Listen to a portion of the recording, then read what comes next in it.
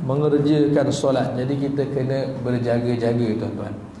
Salah satunya ulama bagi tahu, banyak orang yang solat tetapi kata-katanya dusta.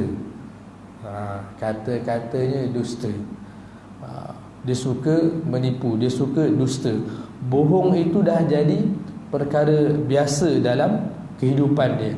Padahal bohong itu sebenarnya walaupun nampaknya kecil, tapi dia termasuk dosa yang besar. Kamu dah sampai mana dah ni? On the way, contohnya. Dalam perjalanan. Padahal tuan-tuan, dia masih dalam perjalanan, daripada tempat tidur nak pergi ke tandas lagi. Padahal dia belum start lagi berjalan. Kita dah biasa dalam perjalanan ni. Padahal belum lagi dalam perjalanan. Walaupun nampak benda tu kecil, tapi di sisi Allah Subhanahu Wa Taala, menipu yang begitu pun dikira dosa besar sebenarnya, tuan-tuan. Hati-hati kita. Mana ni haji tak sampai lagi ni? Jap dah on the way dah ni. Padahal keluar rumah belum lagi. On the way tu maksudnya kan dalam perjalanan. Jadi nampak perkara tu kecil, tapi tuan-tuan kita jauhilah. Daripada sebab kita buat benda-benda kecil tu, dia akan jadi besar. Takut Allah Ta'ala ambil kira, rugi kita nanti dekat akhirat. Kebohongan ini dia boleh menyebabkan terhapusnya amalan-amalan kita. Kalau kita meninggal dunia dalam keadaan kita tidak bertaubat kepada Allah Subhanahu Wa Taala, susah kita. Allah Subhanahu Wa Taala berfirman dalam surah An-Nahl ayat yang ke-105, innama yaftaril kadhibal ladina la yu'minuna billah wa ulaika humul kadhibun. Hanyalah orang yang mendusta, berkata dusta itu hanyalah orang yang tidak beriman dengan Allah dan dia tidak beriman dengan ayat-ayat Allah. Bahaya, tuan-tuan. Dan mereka itu adalah orang-orang yang berdusta. Salah satu sifat orang yang munafik itu, dia banyak berbohong. Dia tidak menepati masa, dia tidak menepati janji. Okey, itu yang pertama. Dalam keadaan kita jaga solat ni, tuan-tuan, kita jaga percakapan kita ni. Kadang-kadang kita dalam bersembang pun, kita suka sembang saja. Bahasa orang sekarang tu, bila kita sembang-sembang nampak macam kencang je, dalam hati kawan kita tu, dia ni nyembang aja ni. Kadang-kadang kan kita dalam kita bersembang tu kan, kita suka tambah-tambah. Kita suka tambah-tambah. Kita suka mereka-reka cerita supaya orang gelak, supaya orang ketawa, supaya orang percaya. Kita suka tambah-tambah. Itu pun termasuk dalam bohong. Sengaja kita berbohong, dah satu dosa. Kemudian kita saja pula buat orang lain ketawa pula lagi. Itu pun dah satu dosa yang lain. Hati-hati, tuan-tuan. Kita hari-hari bersembang, hari-hari kita bercakap. Kalau boleh dengan anak kita pun, kita jangan tipu-tipu. Kadang-kadang, tuan-tuan, macam-macam cara kita tipu anak kita kan, helah anak kita kan. Banyaklah contohnya. Baik. Yang kedua, tuan-tuan, yang menyebabkan kita ni walaupun kita jaga solat, tetapi boleh jadi kita masuk neraka, tak dapat masuk syurga Allah, dengan kita percaya perkara-perkara yang sepatutnya kita tidak percaya. Apa dia, tuan-tuan? Mensyirikkan Allah. Mungkin, tuan-tuan, kita tak adalah rumah kita tu ada tokong. Mungkin tak. Semua orang tak ada, orang Islam.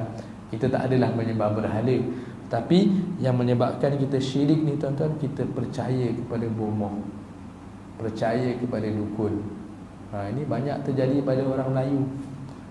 Sikit-sikit sakit, tuan-tuan, sikit-sikit rumah dia macam bergegar sikit je, terus jumpa bomoh. Bomoh ni apa, tuan-tuan? Bomoh ni orang yang dia boleh meramal kita. Kita sampai dekat dia, saya tak tahulah, saya sakit-sakit badan lah. Nanti mulalah bomoh tu cakap, ini yang buat kamu ni mak mertua kamu ni. Itu salah satu tanda, itu jenis bomoh ni orang. Padahal dia tak tahu pun, tuan-tuan.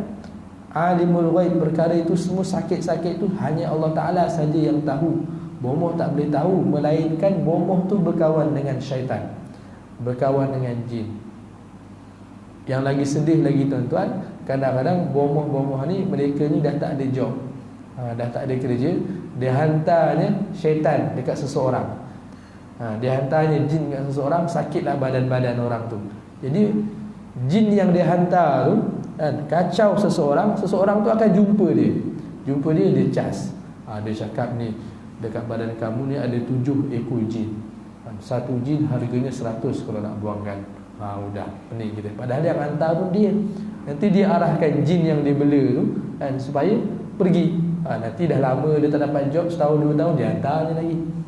Ni kadang-kadang bahaya tuan-tuan. Jadi kalau kita ada rasa sakit-sakit, gangguan-gangguan mistik, gangguan-gangguan ni, siapa kita nak jumpa?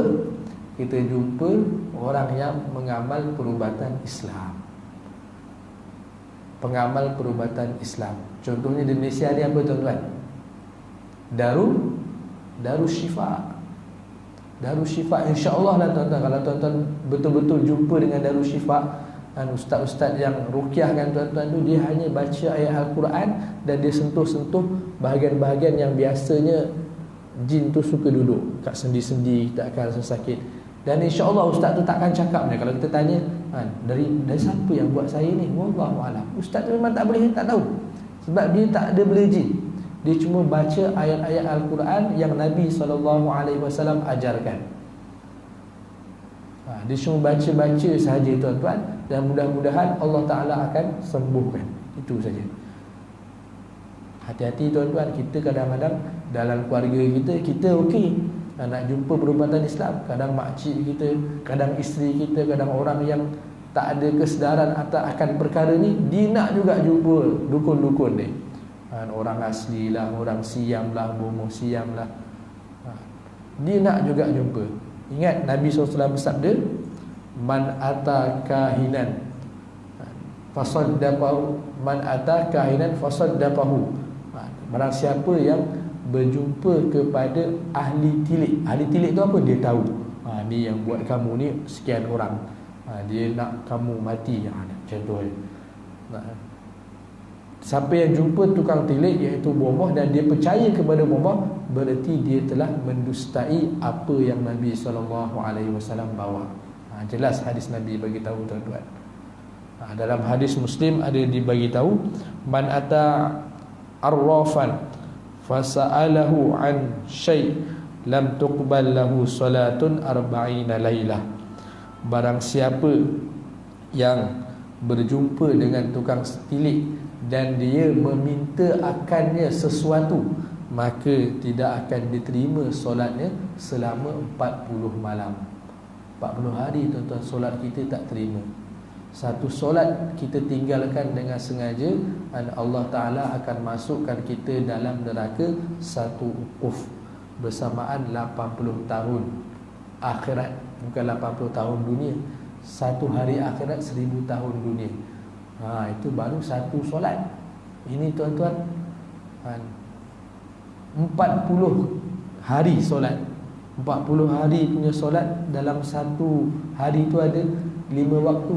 4 kali 5 berapa kali dah tuan-tuan? Allahualam. Tak tahulah kira macam mana. Pagi-pagi ni belum sarapan lagi, otak tak jalan. Nak cerita tuan-tuan berapa lama. Allahu Akbar. Hati-hatilah tuan-tuan. Kita kena sedarkan jiran-jiran tetangga kita, saudara mara kita, jangan jumpa dengan bomoh-bomoh ni. Memang banyak sangat dekat Malaysia ni, banyak sangat. Itu sebab sekarang ni tuan-tuan digalakkan kita belajar Darussalam, Darusshifa. Tapi malangnya dua-dua Tok Guru dah meninggal dah tuan-tuan. Tok Guru Harundin dah meninggal. Saya pun tak sempat nak berguru dengan beliau. Lepas tu Ustaz Ismail Kamus pun baru je meninggal. Alhamdulillah, saya belajar Darussalam yang Ustaz Ismail Kamus tu. Saya adalah batch yang terakhir sekali. Kira yang terakhir sekali. Kemudian Ismail Kamus pun meninggal dunia. Jadi tuan-tuan, hati-hatilah. Okey, yang seterusnya tuan-tuan, yang ketiga yang menyebabkan orang dah pun solat tetapi dia tidak jaga, takut-takut dia masuk neraka. Kita kena jaga apa tuan-tuan? Daripada Allah Subhanahu Wa Taala berfirman mengenai perkara ini, ma salakakum fi saqar qalu lam nakum minal musallin walam nakun nut'imul miskin wa kunna nakhudu ma'al qaidin. Surah Al-Muddathir ayat 42 sampai ayat 45.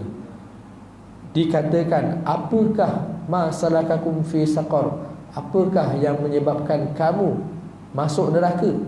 Maka ahli neraka itu menjawab, kan? Maka dikatakan, mereka berkata, kami ini masuk neraka bukanlah sebab kami tidak solat, kami ini masuk neraka bukanlah sebab kami ini tidak memberi makan kepada orang miskin, ataupun kami ni disangka kami ni bukanlah tergolong daripada golongan orang yang solat, kami ni bukanlah tergolong dalam golongan orang yang beri makan miskin, beri makanan kepada orang miskin. Wa kunna nakhudu ma'al khaidin, sebab kami ini masuk neraka sebab kami ini suka mencela bersama-sama. Maksud mencela tu apa tuan-tuan? Mengumpat bersama-sama. Mengumpat ni dia tak jadi seorang tuan-tuan, dia akan jadi ramai-ramai. Jadi tuan-tuan, bila dah ada orang start bersembang mengumpat, cepat-cepatlah kita tipu sunat. Tuan-tuan, walaupun kita tak mengumpat, tapi bila kita dengar tuan-tuan, kita tetap dapat dosa. Kita tetap dapat dosa. Apa kita nak buat tuan-tuan? Bila ada orang mengumpat, kita cuba alih cerita dia, kita masuk cerita lain. Ataupun apa tuan-tuan, kita buat-buat, saya nak pergi tandas sekejap lah. Bahaya tuan-tuan. Kita solat 40 tahun kita solat, tetapi amalan kita bagi pula pada orang lain. Ni semua orang susah nak tinggalkan tuan-tuan. Kita bersembang dekat kedai mamak sampai 2-3 jam tu, apa yang kita cerita kan sebenarnya? Kalau setakat nak tanya, kamu kerja apa, anak kamu berapa, sekolah dekat mana, belajar dekat mana, 15 minit selesai saya rasa. Tapi orang sampai berjam-jam tu, apa disembang ni tuan-tuan? Jadi hati-hati tuan-tuan. Baik, kita akan sambung hadis yang sampai sebelum ini. Sebelum ini saya kongsikan dengan tuan-tuan, setiap bacaan ketika mengambil wudu kan, ingat lagi tak tuan-tuan? Bacaan-bacaan ketika kita ambil wudu, basuh muka, baca apa, basuh tangan, baca apa, itu supaya kita ini tidak lalai ketika kita ambil wudu. Nabi SAW bersabda, man tawadda'a fa ahsanal wudu kharajat khotoyahu min jasadihi hatta takhruja min tahti adfarih. Sesiapa yang berwudu lalu menyempurnakan wudu tersebut, keluarlah, diampunkanlah dosa-dosanya daripada jasadnya sehingga keluar dari bawah kuku-kukunya. Riwayat Muslim. Orang yang ambil wudu ni, Allah Ta'ala ampunkan dosa dia. Jadi tuan-tuan, kita kalau boleh, bukan kalau boleh, digalakkan sentiasa dalam keadaan berwudu. Setiap kali kita ambil wudu, diampunkan dosa. Setiap kali kita ambil wudu, diampunkan dosa. Kentut je ambil wudu, batal je ambil wudu, cepat-cepat. Sebagaimana amalan yang dilakukan oleh sahabat Bilal radhiyallahu anhu. Ketika dia masih di dunia, Nabi dah dengar tapak kasut dia, tapak kaki dia ketika dia berada di syurga. Nabi Isra Mi'raj, Nabi dengar tapak kaki ni. Nabi dengar, ini macam biasa dengar ni tapak kaki Bilal berjalan. Kan kita setiap orang berjalan ada style masing-masing. Ada orang berjalan, kita kadang-kadang kita dah daripada jauh kita dengar, ini style dia jalan ni, macam menyeret-nyeret, set, kita dah dengar dah. Begitu Nabi SAW dah dengar tapak kaki Bilal radhiyallahu anhu di dalam syurga ketika Nabi Isra Mi'raj. Amalan dia apa tuan-tuan? Dia selalu mengambil wudu. Begitu juga ini dikatakan ini hanyalah gugur dosa-dosa kecil sahaja. Dosa-dosa besar kita kena bertaubat. Begitu juga dengan bersalaman. Kalau orang Melayu, dia cakap salam tu apa dia? Salam tu macam ni lah kan. Tapi sebenarnya dia ada dua perkara yang kita kena buat, dan dia ada dua pahala. Yang pertama, beri salam, satu pahala. Yang kedua, berjabat tangan. Pertama, bagi salam Assalamualaikum. Yang kedua, berjabat tangan. Bagi salam Assalamualaikum tu, itu ada hadis Nabi yang lain. Afsus salam, sebarkanlah salam. Dan kalau berjabat tangan tu pula, ada hadis Nabi SAW yang lain. Dan orang yang berjabat tangan ini, Allah Ta'ala akan ampunkan dosa-dosa kecil dia sebelum dia melepaskan tangan dia. Tapi sekarang ni tuan-tuan, dah tak boleh nak berjabat tangan dah. Kita dah lain dah sekarang dah. Tak boleh nak berjabat tangan dah.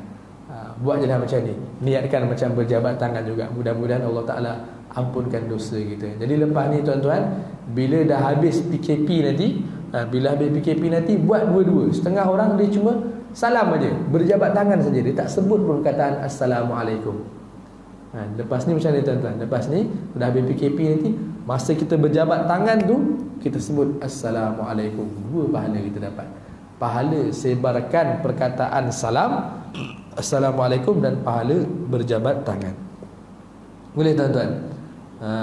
Macam kita kan, kalau dulu masa solat Jumaat boleh rapat-rapat kan, boleh rapat-rapat, kemudian kita duduk, ada dua orang dekat soft, tengah-tengah kosong. Jadi bila kita sampai tu, kadang-kadang kita buat apa dulu tuan-tuan? Kita solat sunat dulu kan. Habis solat sunat salam, baru kita bersalaman dengan orang sebelah. Cuba lepas ni kita tukar sikit adat kita. Bila kita sampai tu, kita bagi salam dulu. Assalamualaikum, jabat tangan. Assalamualaikum, jabat tangan. Baru kita solat. Boleh tuan-tuan? Kita tukar sikit. Okay, itu salah satu dia yang menyebabkan dosa-dosa kita diampunkan. Seterusnya, Rasulullah SAW bersabda, "Idza tawadda'a al-'abdul muslim awil mu'min faghassala wajhahu." Apabila wuduknya seorang hamba yang beriman atau muslim, kemudian dia membasuh wajahnya, kharaja min wajhihi kullu khati'atin nadhara ilaiha bi'ainaihi, maka keluarlah daripada wajahnya dan semua dosa yang dilakukan oleh matanya bersama air yang terakhir sekali. Dosa-dosa dari wajahnya sekali dosa yang telah dibuat oleh kedua-dua matanya melalui air atau bersama titisan air yang terakhir. Ketika dia membasuh kedua tangannya, keluarlah dari kedua tangannya setiap dosa yang telah dilakukan oleh kedua-dua tangannya bersama air atau bersama titisan air yang terakhir. Ketika dia membasuh kedua belah kakinya, keluarlah dari kedua-dua kakinya setiap dosa yang dilangkahi olehnya, oleh kedua-dua kakinya bersama air atau bersama air yang terakhir, sehinggalah setelah selesai berwuduk dia bersih daripada segala dosanya. Riwayat Muslim. Ini nak diceritakan apa tuan-tuan? Setiap anggota wuduk yang kita basuh itu, Allah Ta'ala akan ampunkan dosa. Baik, ini kelebihan berwuduk. Kemudian ini Nabi SAW galakkan kita dengan kita berwuduk ni, kita buat apa tuan-tuan? Bukan untuk beribadah sahaja. Kita wuduk ni untuk tidur sahaja pun nampaknya tidur tu bukan ibadah. Tapi tuan-tuan, bila kita ikut sunnah, bila kita ikut saranan Nabi, dia akan jadi ibadah. Nampaknya bekerja itu semata-mata mencari nafkah, mengumpul kekayaan. Tetapi bila ada keberkatan, kita jaga halal haram, kita jaga waktu masyikat kita, waktu masuk, waktu keluar, kita jaga solat kita. Dalam kerja tadi dia boleh jadi ibadah. Begitu juga dalam tidur kita. Dalam tidur kita boleh jadi ibadah. Tuan-tuan, kalau umur kita 60 tahun, ada orang buat perkiraan umur kita 60 tahun, kalau kita tidur sehari 6 jam, berarti kita dah tidur selama 25 tahun kita tidur. Tidur kita saja dikira 6 jam tu, dia dikira kan? Dengan umur kita 60 tahun kemudian kita meninggal contoh, kan? Berarti tidur kita saja dah 25 tahun. Kalaulah 25 tahun tu Allah Ta'ala tak terima ibadah kita, tak dikira ibadah dalam 25 tahun tu, tak ada kita rugi tuan-tuan. Sangat rugi. Itu baru 6 jam tidur. Kalau orang tu tidur sampai 7 jam, masa kerja dia tidur, masa dengar kuliah pun dia tidur-tidur sikit, contoh. Kemudian sementara menunggu komat pun dia tertidur-tidur sikit. Campur jadi 7 jam setengah contohnya. Tak ke dah 35 tahun dah, dia tidur tanpa dikira ibadah. Tak kerugi tuan-tuan. Ini saya pesan pada diri saya juga tuan-tuan. Marilah sama-sama kita jaga adab kita sebelum kita tidur, supaya tidur kita ini boleh menjadi ibadah. Salah satunya apa tuan-tuan? Sebelum tidur kita berwudu. Habis tu Ustaz, nanti sebelum tidur kita dah terpegang isteri kita pula. Tak jadi masalah tuan-tuan. Yang penting Nabi suruh saja kita ambil wudu. Tersentuh ke tak tersentuh ke, itu nombor 2. Dan Allah Ta'ala akan kira pahalanya juga. Yang tersentuh tu kalau kita nak beribadah, nak solat, boleh jadi batal solat kita, boleh jadi tak sah, batal wudu kita. Tapi ini kita ambil wudu untuk tidur, bukan untuk sembahyang. Jadi tak jadi masalah. Jangan nanti kita dah habis wudu, orang rumah pun habis wudu, tak boleh, kena jauh-jauh. Leceh lah, tak boleh. Tak jadi masalah. Ambil je wudu. Nabi suruh kita ambil wudu. Baik. Daripada Sayyidina Ibnu Abbas radhiyallahu anhuma, sesungguhnya Rasulullah sallallahu alaihi wasallam bersabda, sucikanlah, tahiru hadhil ajsad taharakumullah, bersihkanlah badan kamu, maka Allah Ta'ala akan bersihkan kamu daripada dosa. Fa innahu laisa min 'abdin yabitu tahiran illa bata ma'ahu fi syi'arihi malakun. Tidaklah seseorang daripada hamba itu dia tidur dalam keadaan dia bersuci, melainkan bersamanya ada malaikat menjaganya. La yanqalibu sa'atan minal laili illa qal, tidaklah dia bergerak-gerak ketika dia tidur walaupun satu saat, kecuali malaikat akan mendoakan dia. Apa malaikat doa? Allahumma ghfir li 'abdika fa innahu bata tahira. Ya Allah, ampunkanlah dosa hamba ini kerana dia tidur dalam keadaan bersuci. Kita tidur jam 6 jam tuan-tuan, kita bergerak-gerak ataupun tak ada, walau tidak terputus satu saat pun, malaikat mendoakan kita. Kalau kita tidur 6 jam tu dah malaikat mendoakan keampunan untuk kita. Malaikat ni siapa tuan-tuan? Hamba Allah yang maksum, yang makbul doa dia. Itu satu. Pertama, sebelum kita tidur, kita ambil wudu. Yang kedua tuan-tuan, apa yang kita perlu buat yang Nabi SAW ajarkan, iaitu kita solat sunat dulu. Nabi galakkan kita solat sunat taubat ke, solat sunat witir pun boleh. Witir ni bila tuan-tuan? Ada kata lepas isyak, ada kata waktu tahajud. Yang mana satu tuan-tuan? Jawapannya dua-dua boleh. Ada sahabat Abu Bakar dan seorang lagi kalau tak salah Ibnu Mas'ud. Wallahualam, saya tak pasti, tapi yang pasti Abu Bakar. Abu Bakar radhiyallahu anhu ni dia mengerjakan solat sunat witir itu sebelum dia tidur. Boleh, tak jadi masalah. Jadi bila tuan-tuan dah mengerjakan solat sunat witir sebelum tidur, nanti ikut tuan-tuan terjaga malam tahajud, tak payah solat sunat witir dah. Solat sunat tahajud, solat sunat hajat, solat sunat taubat, boleh. Kalau tuan-tuan dah terbiasa jenis yang malam memang bangun tahajud contohnya, memang saya ni contohnya setengah orang bila dia tidur 6 jam dia dah terjaga dah. Macam saya tuan-tuan, saya ni kalau malam, kalau tidur awal biasanya 6 jam lah, 5 jam ke 6 jam saya dah terjaga dah. Dia macam dah cukup, dia dah terjaga dah. Yang biasa subuh jadi imam, jadi dia risau sikit lah. Jadi dia kadang 6 jam dia dah terjaga sendiri dah, tak sempat lagi jam loceng berbunyi, kita dah terjaga sendiri dah. Kalau yang jenis macam tuan-tuan yang dah istiqamah, boleh bangun awal, lebih baik tuan-tuan mengerjakan solat witir itu bila?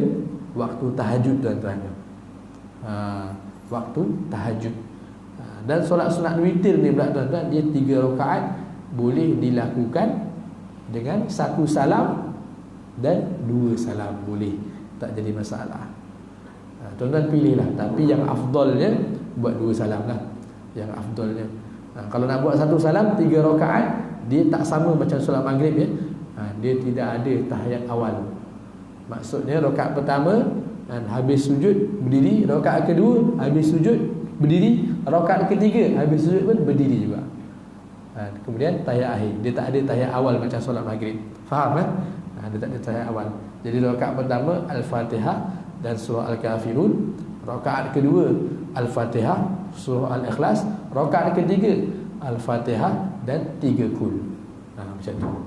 Dia, kalau nak buat yang 3 rakaat 1 salam. Tapi seelok-eloknya mazhab Syafi'i dipisahkan, iaitu 2 rakaat 1 salam dan 1 rakaat yang terakhir 1 salam. Jadi tuan-tuan, kita jaga solat sunat witir kita. Sebab apa tuan-tuan? Kalau kita betul-betul cinta Nabi, kita sayang Nabi, kita tak akan tinggalkan apa yang Nabi tak tinggalkan. Nabi tak pernah tinggalkan solat sunat witir dan solat sunat sebelum subuh. Kalau di sisi mazhab Hanafi jadi wajib, kita jangan tinggalkan. Okey, itu salah satu yang kita kena jaga sebelum kita tidur. Yang kedua tuan-tuan, sebelum kita tidur tu, kalau boleh tuan-tuan, kita bermiswak juga. Bersihkan mulut kita, bermiswak. Sekarang kalau tak ada miswak, berus gigi dulu. Berus gigi, dia dapat pahala membersihkan mulut, satu pahala. Kalau tuan-tuan buat dua-dua, lepas berus gigi, pakai Colgate, pakai ubat gigi, kemudian bersiwak pula, dapat 2 pahala pula. Yang pertama, pahala membersihkan gigi. Yang kedua, pahala memakai miswak. Itu kita kena cuba kita buat. Kan bagus juga di sisi kesihatan gigi kita. Sebelum kita tidur tu, pastikan gigi kita tu tak ada kerak-kerak. Yang menyebabkan mulut kita berbau tu apa tuan-tuan? Kerak-kerak dekat gigi kita tu. Kalau tuan-tuan tak percaya, tuan-tuan pergi dentist, cakap nak bersihkan gigi, dicongkel semua kerak-kerak tu. Kerak-kerak tu yang menyebabkan gigi kita, mulut kita bau. Mulut bau ni tuan-tuan, siapa pun tak tahan. Saya pun tak tahan. Sanggup saya batalkan solat kadang-kadang. Dulu tuan-tuan, saya belajar dekat Afrika Selatan. Afrika Selatan ni tuan-tuan, dia bukanlah macam orang Malaysia. Orang Malaysia ni insya-Allah bau badan tu kurang sikit. Ada tu ada mungkin, tapi jarang lah yang datang-datang masjid. Tapi kalau orang luar ni tuan-tuan, dia kurang jagalah sebenarnya. Kita tuan-tuan sehari mandi 3 kali. Kita cerita kat dia orang terkejut. Dia orang mandi 3 hari sekali. Betul. Terkejut saya. Saya tak saya sebutlah nama negara kan. Tapi masa saya belajar tu, masa saya belajar tu ada lebih kurang 70 buah negara. Dia orang ni boleh dikatakan begitu tuan-tuan. Malaysia, Thailand, Indonesia, Asia ni. Malaysia, Thailand, Indonesia, Filipina yang suka mandi. Asal pergi bilik mandi, tengok mesti budak Asia je. Kalau budak-budak Afrika, budak-budak negara-negara India, Pakistan, Bangladesh, negara Afrika tu, Allah yang tak suka mandi, nak buat macam mana? Dah lah tak suka mandi, tak nak pula pakai deodorant lagi. Kadang kita tak faham. Mungkin culture dia dah begitu dah. Jadi tuan-tuan, jangan sebab mulut kita berbau, orang lain terganggu nak beribadah. Idzaul muslim haram. Menyusahkan saudara muslim yang lain, hukumnya haram. Jadi kalau kita nak pergi masjid tu, pastikan mulut kita tak berbau. Pastikan kita betul-betul berus gigi. Tanya orang rumah kita yang paling rapat dengan kita, mulut abang ni sebenarnya berbau ke tak? Tanya. Kalau betul-betul bau, tuan-tuan pergi dentist, cuci gigi. Cuci gigi baru RM40 je. Dulu RM40, tak tahu sekarang berapa. Mungkin dah RM80 pun. Cuci gigi, dia hilangkan kerak-kerak tu dekat klinik gigi yang swasta tu. Kalau yang kerajaan bayar RM1, tunggu 4 bulan. Baik. Kemudian seelok-eloknya kita bersihkan mulut sebelum tidur dengan bermiswak. Kemudian bila kita sampai tempat tidur, disunahkan untuk kita bersihkan tempat tidur kita. Maksudnya bersihkan tu apa? Kita angkat bantal kita dulu, kita angkat selimut kita, takut-takut entah ada binatang-binatang apa, lipan ke, kalau jengking ke, wallahu a'lam kan, lipas ke, tikus ke, cicak ke. Jadi kita kibas-kibas dulu. Kibas, baca la haula wala quwata illa billah. Itu penting juga tu tuan-tuan, kita kibas-kibas. Okey, kemudian kita tidur dengan menghadap kiblat. Jadi tuan-tuan, tidur yang sunnah ni macam mana tuan-tuan? Macam kita letak jenazah. Kita letak menghadap kiblat sebelah sana, dada kita menghadap kiblat. Dada kita semua menghadap kiblat. Jadi kita tidur mengiring begini. Tidur mengiring begini. Setengah orang tak boleh tuan-tuan tidur mengiring. Macam saya pun tak berselesa tidur mengiring. Dia tidur mengiring, yang saya risau tu keluar air liur basi. Dia saya tak selesa ni. Kadang-kadang kita dah cuba dah nak telan air liur kan sebelum tidur, tapi kadang dia terkeluar juga.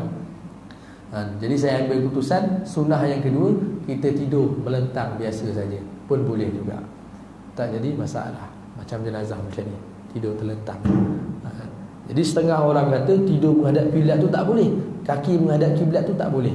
Sebenarnya tuan-tuan, yang tak boleh tu bukannya kaki kita menghadap kiblat. Yang tak boleh tu bila kita buang tandas kita tu menghadap kiblat dan membelakangi kiblat, tu yang haram. Tu yang tak boleh. Tapi kalau kita tidur kiblat sana, kaki kita ke sana, boleh tak? Boleh sebenarnya, tak haram. Tapi sebab apa? Sebab orang Malaysia ni dia terlalu jaga adab. Kebiasaan orang Malaysia terlalu jaga adab. Bagus.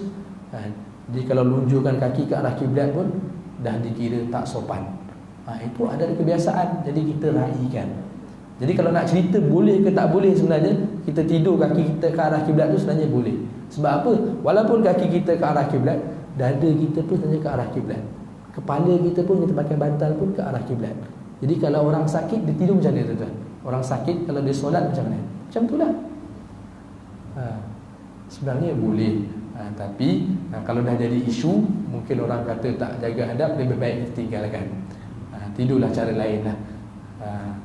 Macam kita saja-saja menghadap kaki ke arah kiblat, melunjurkan kaki contohnya arah kiblat, sebenarnya boleh saja. Bila kita lunjurkan kaki arah kiblat, yang pergi arah kiblat bukan je kaki kita, duduk kita tu, dada kita dan kepala kita tu mengarah kiblat, sebenarnya boleh. Tetapi orang Melayu ni tuan-tuan, dia jaga adab, sopan santun. Dia kata tak boleh. Dari segi hukum saja boleh, tapi dari segi kesopanan, keadapan kita tak boleh. Jadi mana kita nak ikut tuan-tuan? Baik kita ikut kesopanan dan keadapan kita lah. Banyak lagi cara lain. Jadi tak apa. Tapi kalaulah ada orang buat, kita jangan marah pula. Kita yang dah mengaji ni, kita dah faham ni, kita jangan marah pula, sebab benda tu boleh. Tapi kalau orang yang tak mengaji, yang tak tahu lagi, mungkin dia akan marah. Jadi kita tengok suasana ni. Sebenarnya itulah nak disampaikan. Yang tak boleh itu cuma, yang dalam hadis bagi tahu yang tak boleh itu cuma buang air besar, buang air kecil, tandas tu menghadap kiblat ataupun membelakangi kiblat. Jadi tandas tu nak ke mana? Macam ni, arah sini ataupun arah sana. Tak boleh arah sana dan arah sana. Tandas tuan-tuan dah cek belum arah mana? Kalaulah tandas tuan-tuan yang menghadap kiblat, macam mana nak buat? Angkat tandas tu, pusingkan, panggil kontraktor baru pecahkan. Tak boleh. Jangan macam tu. Kalau kita dah nampak tandas tu menghadap kiblat atau belakangkan kiblat, kita lah yang modify sendiri. Macam mana kita nak kencing tu, macam mana kita nak pergi tandas tu, kita yang alihkan duduk kita tu. Kita sengetkan sikit ke, macam tu. Boleh tuan-tuan? Okey. Itu salah satunya sebelum kita tidur. Apa kita buat tadi? Kita tidur dengan menghadap kiblat. Kemudian kita baca, sebelum tidur tu kita baca ayat kursi, dan kita baca Al-Fatihah, dan kita baca 4 qul ya ayyuhal kafirun, qul huwallahu ahad, qul a'udzu birabbil falaq, qul a'udzu birabbin nas. Al-Fatihah kita baca, kita tiup. Itu pun ada Nabi ajarkan. Kita letak seluruh badan, kemudian kita tidur. Kalau dalam hadis Bukhari, dia suruh baca bismika rabbi wada'tu janbi wa bika arfa'u in amsakta nafsi fahfadha bima tahfadhu bihi ibadakas sholihin. Allahumma inni aslamtu wajhi ilaika wa fawwadtu ilaika wa alja'tu zuhri ilaika raghbatan wa rahbatan ilaika la malja'a wa la manja minka illa ilaika. Allahumma amantu bi kitabika alladhi anzalta wa bi nabiyyika alladhi arsalta. Boleh tuan-tuan, itu doa tidur yang sebenar yang ada dalam kitab hadis Bukhari. Tuan-tuan boleh hafalkan yang tu. Panjang sikit lah, tapi tak apalah. Tuan-tuan baca yang pendek saja. Bismikallahumma ahya wa amut, Allahumma bismika amutu wa ahya. Saya hafal tu sebab apa tuan-tuan? Dulu masa saya belajar Bukhari tu, ustaz saya yang ajar Bukhari tu, dia memang suruh hafal.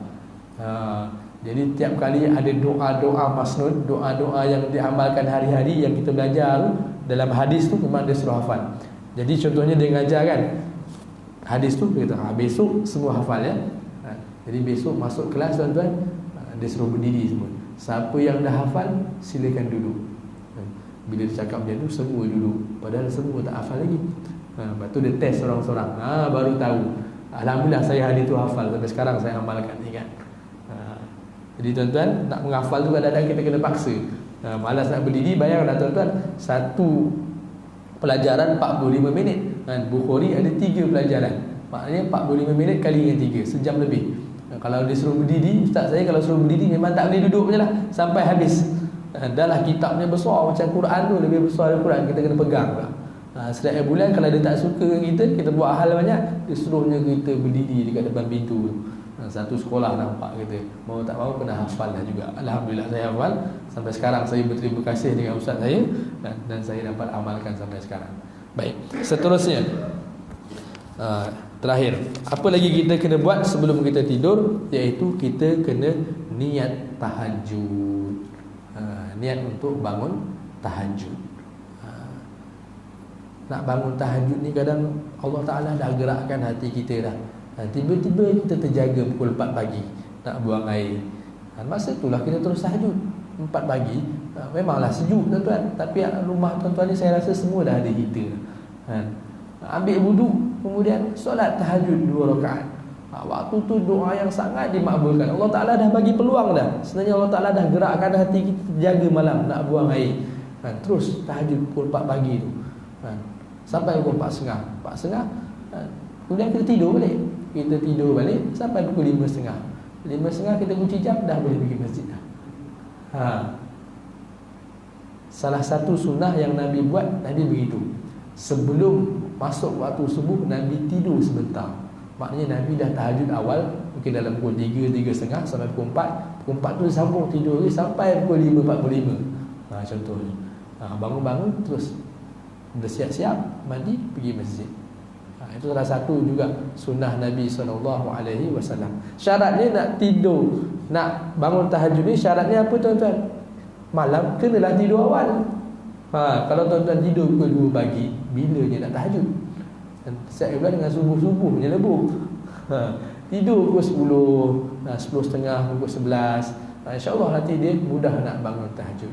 InsyaAllah dalam pertemuan akan datang saya akan ceritakan kepada tuan-tuan apakah tips-tips yang Imam Al-Ghazali beritahu pada kita, kongsikan pada kita supaya kita ni mudah nak bangun tahajud. InsyaAllah tuan-tuan, sekadar itu saja pertemuan kita pada pagi hari ini. Mudah-mudahan ada manfaat, mudah-mudahan ada perkara yang kita boleh ingat, ada perkara yang kita boleh amal dan kita boleh sampaikan. Mudah-mudahan Allah Ta'ala terima sedikit pengorbanan masa kita. Dengan sebab pengorbanan kita, Allah Ta'ala ampunkan dosa kita. Allah Ta'ala beri kita kemudahan dunia dan kemudahan akhirat. Dia jauhkan kita daripada kesusahan